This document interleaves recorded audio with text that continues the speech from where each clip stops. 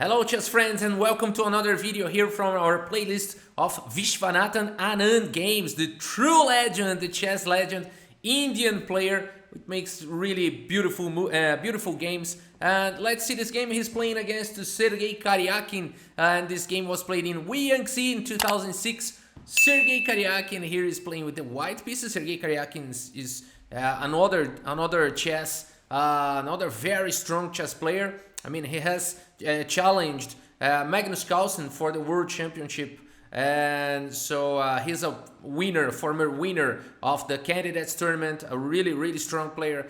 Sergey Karjakin here opens with e4, and Anand goes with his Sicilian here with c5, knight f3, d6, d4 opening the Sicilian, pawn takes, knight f6, knight to c3 protecting the pawn, and then a6, the Najdorf variation, one of the most aggressive variations openings that exist. And here Viswanathan Anand usually goes with this opening. So here bishop e3, Sergey Karjakin can do a lot of possible moves here, and I have even seen recently a3 or maybe h3, but f3 is also playable, bishop to c4, I mean bishop e2. There are many moves that can be played here, and bishop to e3 was Sergey Karjakin's choice. The game continued with e5, now attacking the knight. Knight goes back to b3, and now b6, trying to cover this hole here on the d5 square that was kind of weakened after the advance of the e-pawn.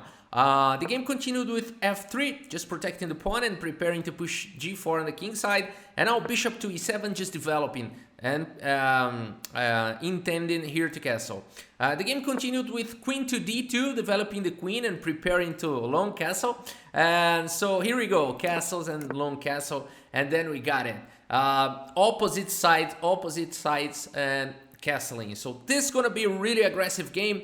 Knight from b to d7, Viswanathan Anand continues and now finishes the development of the minor pieces, and then g4 already attacking on the king side, and then b5 already attacking on the queen side.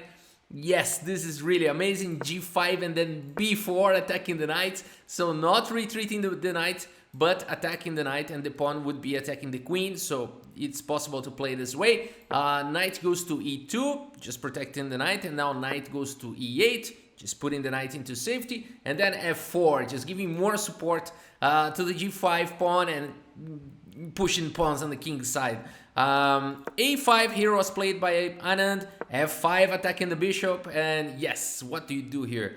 I mean, of course you can play here, the only healthy square for this bishop is here at c4, but you know, white could continue with the knight to g3 and even exchange bishops and continue with the attack on the king side. So here Viswanathan Anand must do something to stop this attack, and he continues with this brilliant move a4, attacking the knight. And here Sergey Karjakin shows that he's also a very strong player, and then he plays knight from b to d4, just, yes, in the face here, in the face of this pawn. But the point is that the game continued with pawn takes and then knight takes, and then this bishop has no longer this c4 square, and the bishop is gonna be captured. But in this position, Viswanathan Anand goes with a brilliant idea here, and he continues with b3, just, you know, threatening pawn takes, and there's no way to prevent this pawn from promoting. So in this position, Sergey Karjakin protects the pawn, now king to b1, and then Anand continues with pawn takes on c2, and after knight takes on c2, yes, this bishop has nowhere to go, he's gonna be captured, and we can imagine, yeah, okay, he's gonna capture here on a2, at least he's taking a pawn. No, here Anand goes with this very powerful move here, bishop to b3. Yes, he's giving the piece back, but now he is opening here the a column here, and many attacks are going to come. The knight is attacked, so knight to a3, trying to close the a column, but here knight e5. Viswanathan Anand tries to bring the pieces, h4, or still continues here. Karjakin continues attacking on the king side. Rook to a5. Here the rook is protected by the queen, and with this idea, Anand intends to come with the queen to a8 and maybe sacrifice on a3. Well, at least It's what it seems. Queen to c3 was played, queen to a8, and now bishop to g2, protecting here the pawn, which was hanging with check. And now, and in this position, Anand, I mean, he just makes some perfect moves here, some brilliant idea. Anand wants to bring the rook to the attack, but the knight is not helping, and there's no healthy square for this knight, because here the queen on c3 is just taking away the only square possible, healthy square for this knight. But here Anand plays knight c5 anyway. Look at that, knight c5 was played. And now you say, how come is this possible? Because now the queen is capturing the knight, and also with a tempo here, with an attack over the bishop. So Karjakin just grabs the knight, and then Anand makes this incredible move. Rook here to c8. You know, the bishop's not defending, so Anand is sacrificing the second piece in a row. Queen takes e7 was played, and how to continue? Viswanathan Anand continues with very cold-blooded move, knight to c4. I mean, there's no checkmate coming, and he just sacrificed 2 pieces. But yes, the position is already very terrible, very hard for white to continue, because the bishop is attacked, the knight is attacked, and the king is gonna be cut because of this rook on c8, and checkmate is coming, so white needs to act urgently. g6 was played by Karjakin, the best move in the position according to computers. Pawn takes, and here knight takes, not recapturing material, but knight takes a3, with the idea of opening the a file, the a column. That's just beautiful. Pawn takes, and now rook takes on a3, and here g takes on f7, and not queen takes on f7. We could, this is a natural move to think about, but after king to h8, there's no more checks.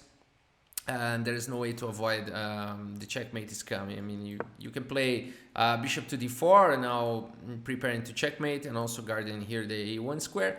But it was not playing in the game. But here black has mating 2 moves. If you want to pause the video now and try to find the mating 2, it's worth for the sake of tactics training. And I hope you have found the rook to a1 check anyway, and after bishop takes a1 forced move. No, it's not forced. There's also king to b2, but queen a2 is going to be checkmate anyway, so bishop takes. And the only pieces still left over the board are checkmating here the king. What a nice cooperation from this pawn and queen, and also with the rook here. Look at that. I mean, only a queen, a rook, and some pawns, and black would be checkmating. So that's why in this position Karjakin did not capture with the queen, but rather he captured with the pawn. And here king h7, here not here king h8.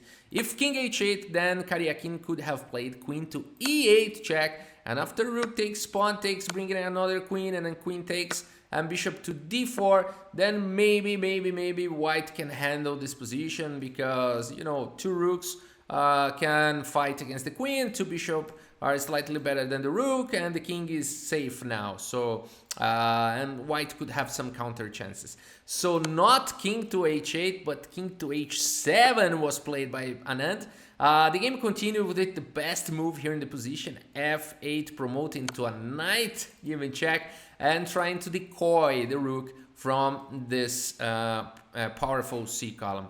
So rook takes a8 was played, and queen takes a8, f8, and here with the idea that if queen takes f8, that was not played here in the game, maybe white has some counter chances. It's not clear. It's possibly that black is better here because of this passed pawn and the unsafe king, but in terms of material, it would be very balanced. I mean, white would be still better in material, but black would have already a very good position because of the exposed king. But here Anand goes with a stronger move than capturing the queen. He wants to checkmate, so he continues with rook to a1 check, and there's a king hunt now. King goes to b2, rook to a2 check, and after king goes to c3, I mean, now it's different. Now it's different, because if king to b1 again, then now queen takes f8, is different because the rook is already on the 7th rank attacking the bishop and the queen is coming, and now it's different because the position has improved a little bit from what it was before. So here king to c3 was played, and Anand continues chasing this king with queen to a5 check, and after king goes to d3, queen b5 check. That's amazing. Anand didn't capture the queen and now is just hunting the king.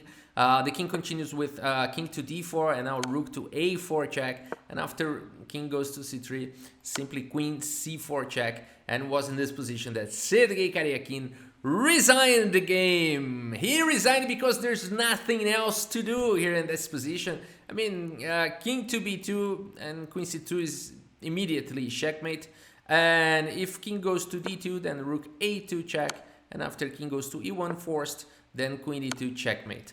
So what a beautiful king hunt here from Viswanathan Anand. Only a queen, a rook, and some points against everybody else. And Anand got this beautiful, beautiful, beautiful win. Let's take a look at the report at chess.com for the stats. Unbelievable accuracy for Anand, 97.9% precision. I mean, almost the perfect game with two brilliant moves, b3 and also knight to c7 followed by rook to c8, where when he just sacrificed two minor pieces. That's just an insane game here from this Indian chess legend Viswanathan Anand. Okay, that's it. I hope you have enjoyed this video. Thank you so much for your audience and see you next video. Bye.